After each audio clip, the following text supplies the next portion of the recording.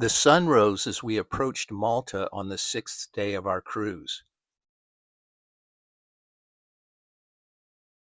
After setting out to walk to some sites, we figured out that the layout of the town with the walls and the elevated part of the city made it better to catch a cab to the plaza where we started our walk. They had these artistic benches, and the path led past this fine old church. We probably did less in Malta than our other stops because the cruise schedule had us there only part of a day, and I was fighting a bit of a cough. But it was a fine day in a beautiful place.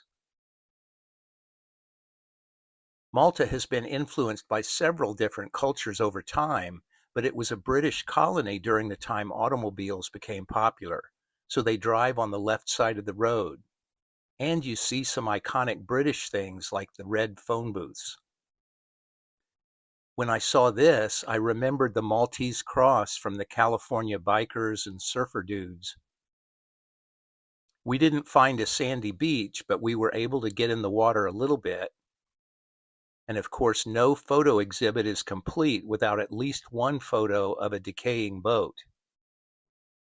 Mary found a great necklace at a shop right across from where we ate. Back on the ship, Mary spotted the crane that was decorated as a giraffe. As we were sailing away, I spotted two guys rowing very fast across the harbor. The next day, we were on the island of Sicily. There's a connection to my late wife, Paula. I told an Italian friend that my wife was Italian. He said, "What was her maiden name?" I said, "Roccuzzo." He said, "Oh, Sicily." When I got home, I asked her where her family was from, and she said Sicily. I never knew family names would be so localized. As a gift for her three kids, I thought I'd Google to see what Roccuzzo references I could find. There were a few places, including an auto dealership, but it was too far away to visit. Same thing with the grocery store. So as we walked around, I'd look at the street signs and apartment nameplates. I didn't run across the name anywhere, but I tried. We were getting used to seeing spectacular fountains in public squares just about every place we visited. We didn't get in the water this time. They went to quite a lot of work because there's no real beach for the people in this part of town. The blue and emerald green in the sea makes it a great backdrop. We made sure to head towards the Puppet Museum when it was opening. Mary noticed what a cool old building it was in. They packed lots of puppets into a small space.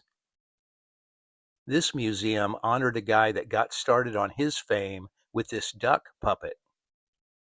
Some of the themes and most of the facial features were kind of creepy.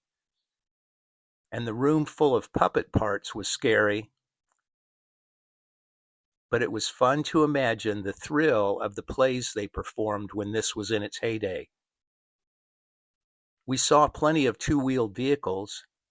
I like seeing Vespa motorbikes in the US, but they look more at home here.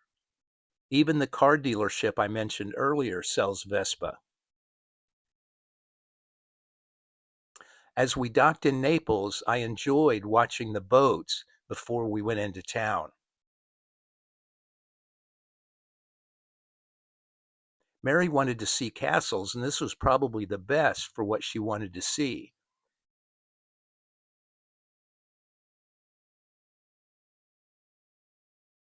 We noticed marks in the walls that I assume are from being hit by enemy projectiles.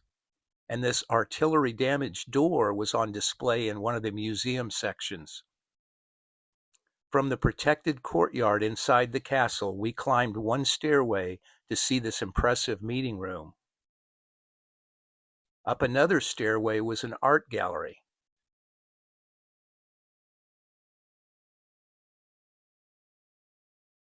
This depiction of the woman at the well with Jesus really caught our eye. Just up the road from the castle, there's an amazing glass-roofed place. We saw it from a distance, but we were surprised when we stumbled across the doorway.